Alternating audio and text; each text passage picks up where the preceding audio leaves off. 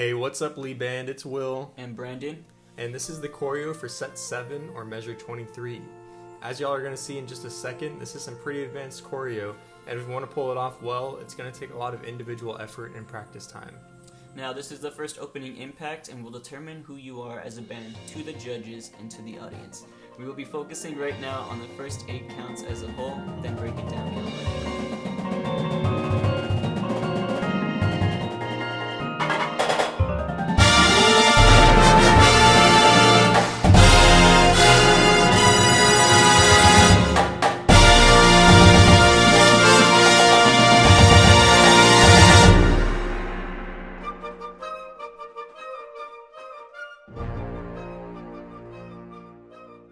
On count 1, your left leg will come out to an 8 to 5 step as you pivot out with your right foot. Your toes and knees will both be pointing towards side 1 or to the school in your perspective. It's important for your knees to go over the toes to avoid injury. Make sure we have a good low plie to maintain a good upper body presence. Notice how our bodies stay straight over our hips and don't lean side to side or back and forth. Lastly, take a look at our left foot and see how the heel's off the ground while we force our toe into the ground as if we're squishing a bug. On count 3, your left leg will come into the right.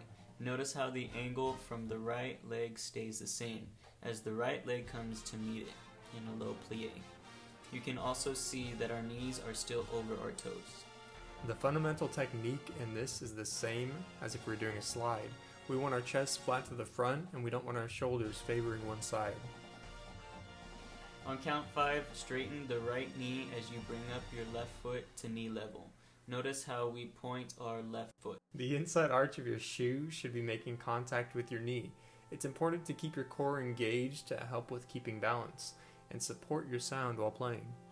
On count 7, you will step forward with the left leg, bringing the weight with you. Your legs should be about an 8 to 5 step apart with your toes at a 45-degree angle to your right. That was the first 8 counts. Take some time to rewind and review the choreo to make yourself comfortable with that section before we move on. We will be concentrating on the next 8 counts.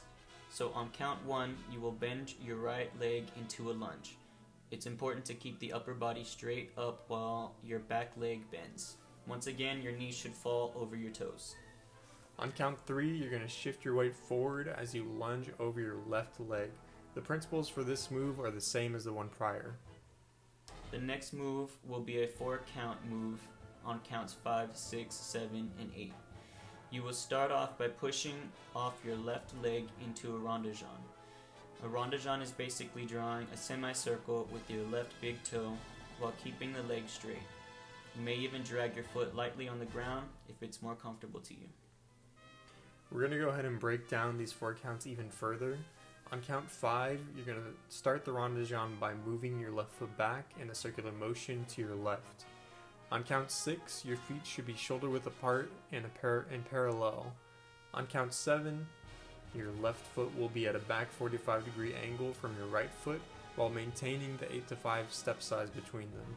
Finally, on count 8, you will accept the weight onto your left foot, which should now be directly behind your right foot.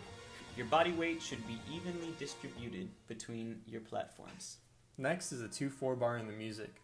Push off your right foot on 1 and lock into second position on 2.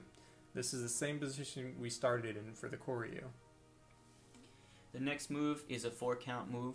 Your left leg will come out to shoulder width while you will push and lock on count 1. Hold here for 3 counts in this position, making it a 4-count move. The next 2 beats, count 5 and 6, are broken down into quarter note triplets, which is what the mellophones and a couple other people are playing at this time. This move will be another plie and forced arch. So the way you count a quarter note triplet is going to be 5 la li. Rather than 1 and 2 and, it's going to be 1 la li, 2 la li. So just be thinking that while we're doing this move. On count 5, you will plie. On the la, you will bring your right knee in towards your left knee while forcing your right toe into the ground, again as if you're squishing a bug. On the li, you will return to the plie. You will hold this plie for the last 2 counts of this measure. The next 4 counts will be used to return to the original position. You will use all 4 counts, however the brass and woodwinds are slightly different. The brass will bring their right leg into their left leg, while the woodwinds bring their left into the right. Both sides close towards the 50. Also, during these 4 counts, you will bring your horns to the box. This basically means point your bells or move your upper body for some woodwinds towards the O in the heroes or to Mr. E at the box. As you can see, this choreo is pretty intense. It can take a lot of work to get clean, but if y'all want to continue to do cool stuff like this, it's really going to require a lot of work on your part outside of just what we do at rehearsal, because we really don't have enough time to teach something like this in like 30 minutes during rehearsal. So it's really important that you review this, and when we come into band practice and we show you all this, it's pretty much just as if you're reviewing it and we're not teaching it to you for the first time. It's going to help things go a lot smoother, and it's going to open us up to do a lot more cool stuff in the future. Thank you.